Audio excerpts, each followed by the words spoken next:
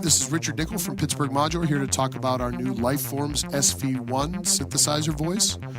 It's a Eurorack fully modular synthesizer voice, 2 oscillators, the classic Pittsburgh Modular filter, with our new, very snappy, very organic, very percussive ADSR, full MIDI implementation with monophonic mode, also arpeggiator mode. We have analog modulation, we have digital modulation, analog sample and hold, noise, so quite a bit in here. So I'm going to sort of quickly go through all the features of the module and make a couple different sounds and see what you think. First, we're going to start with the MIDI module. MIDI module comes with 2 modes, monophonic mode and arpeggiator mode. Right now you can hear the arpeggiator playing. It's as played, so what that means is as I press the keys, it's just going to play the arpeggiation in the order that the keys are pressed. So you determine the way the pattern plays. If you want them to play up, play down, simply press the keys in that order. Also have monophonic response mode, which is going to be a traditional. You want to play it as a keyboard. There's several different response modes within that. You have last note priority, which is what we have now. So whatever note you press last is going to take priority. There's also low note priority, high note priority, and all 3 of those are available with or without re-triggering.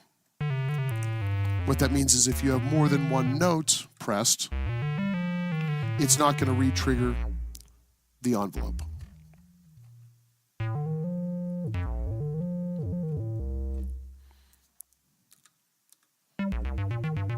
We also have a glide control. You have access to CC, so if we patch, say, this control change into the filter cutoff, you can control that with the modulation wheel. There's velocity output in a volt per octave gate and the internal tap tempo clock. The clock is very simple. Just tap the clock button.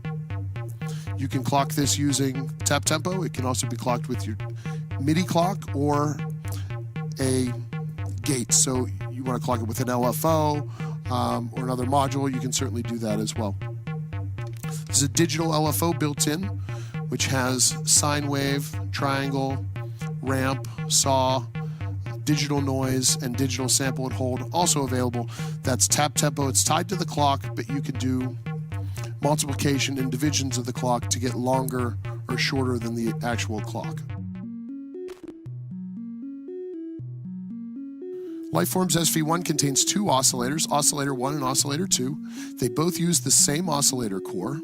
It's a brand new oscillator core for us. We wanted a sound that was maybe a little bit beefier than our older oscillators, but also cleaner at the same time. So you can hear right now we're listening to the sine wave from oscillator 1. Very clean, very good sounding sine wave. Oscillator 1, of course, includes our blade wave, which is a modulatable saw wave. We can patch that over the sine wave here.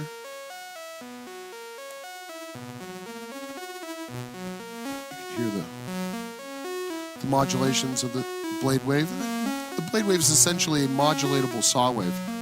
It modulates up and down, so it still tracks pitch at extreme modulation. It's a unique wave to our oscillators.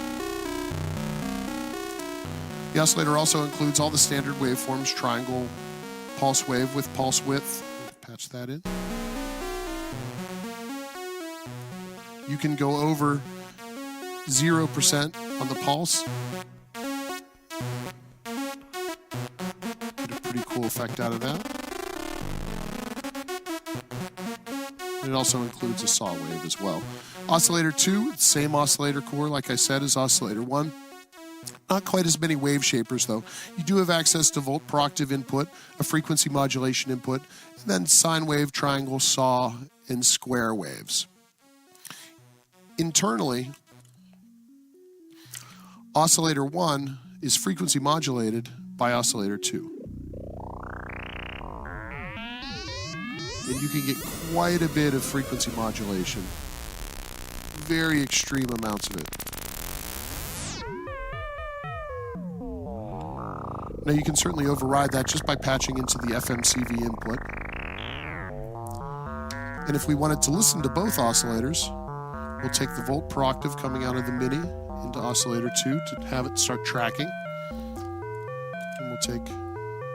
And we'll listen to the saw wave from oscillator 2.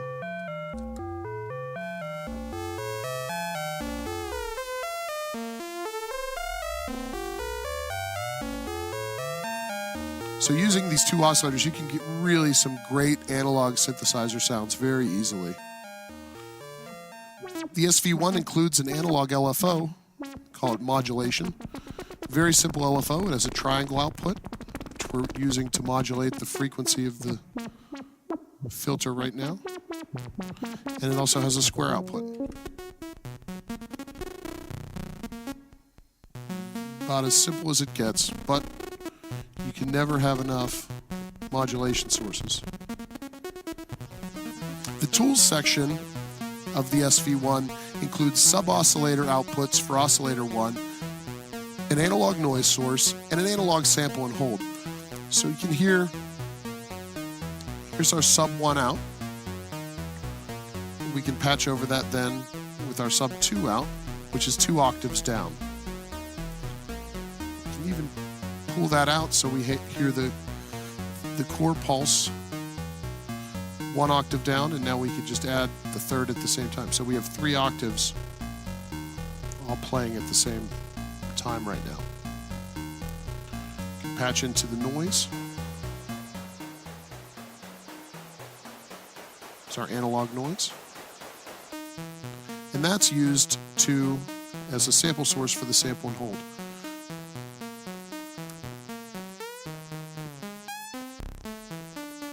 So if we patch that into the volt per octave,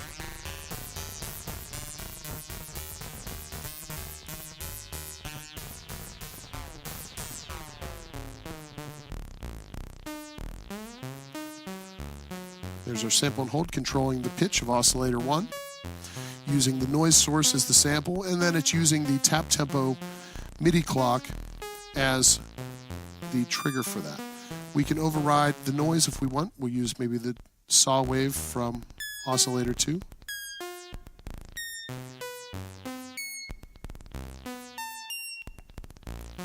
if we want to clock it with something else, we can clock it with square wave from our LFO.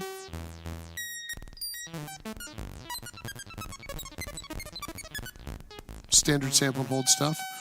One fun trick with the sample and hold is to use it as a bit crusher effect. The way to do that is we'll simply take the sine wave out of oscillator 1, run it into the sample source, take the output of the sample and hold into the input of the filter. So we're actually listening through the sample and hold now, and we'll clock that with the square wave from oscillator 2 because we want to be able to go very high frequency. You can see the sine wave sounds pretty good, but as we drop the frequency of oscillator 2, we are changing the sample rate of the sample and hold, essentially acting as a bit crusher. You can't change the bit size, so essentially all you really have is a downsampler, but still a really cool effect, nice analog aliasing. And you can really crush it down if you want to. The next module within the Lifeforms SV1 is the filter. Now this is the state variable filter, the same filter core that we use in our Pittsburgh Modular filter module. We've added a bit more resonance to this one, give it a bit more edge. One of the nice features about the state variable filter is you can add infinite resonance without it actually self-oscillating. So you can get really drippy without having to worry about it flying out of control on you.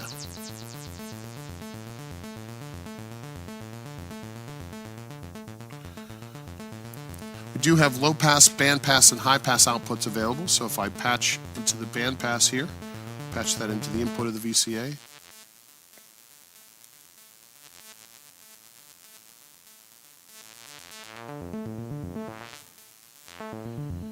And we have high pass available as well.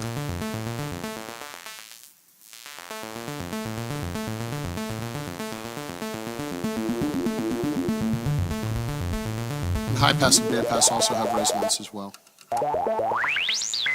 The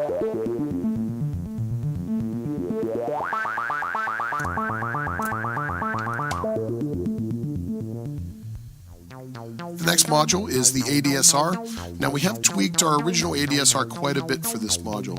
We wanted something very plucky, very natural sounding. I think that's what we've come up with. You can hear it really sounds good with a really nice percussive attack. But you do have full range on all attack, sustain, decay, release. We switch to monophonic mode here.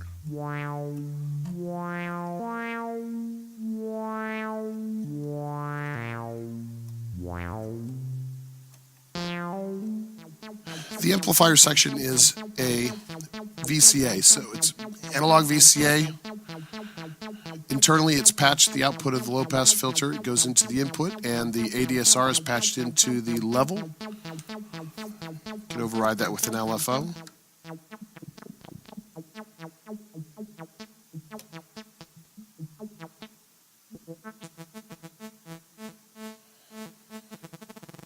And we can also patch any audio source directly in if we wanted.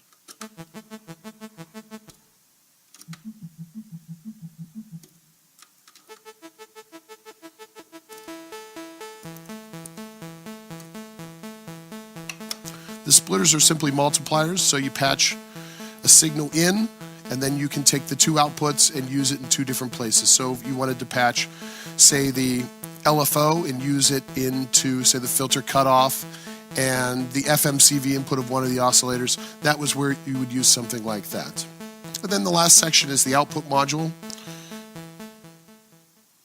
an output volume control for your synthesizer. You have a headphone output, and then you have a monophonic line out as well. So those are the features of the Lifeforms SV1. Very compact, but a lot going on in this, and you really can build up some amazingly complex sounds. Great for drones and soundscapes, or just a standard bass line. Really, really a cool synth.